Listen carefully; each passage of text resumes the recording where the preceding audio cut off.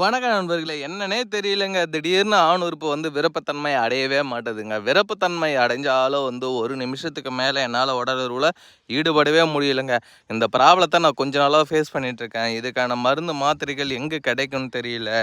எப்படி வாங்குறது அப்படின்னு தெரியல அப்படின்னு சொல்லி ஃபீல் பண்றீங்களா? கவலையே வேணாங்க. உங்களுக்கு தாங்க அந்த வீடியோல பார்த்துட்டுருக்க இந்த மூலிகை மாத்திரைகள். இந்த மூலிகை மாத்திரையை நீங்க பயன்படுத்திங்கன்னா, சாப்பிட்ட முதல் நாளே முதல் மாத்திரையிலேயே நல்ல ஒரு விருப்பத்தன்மை அடையுங்க.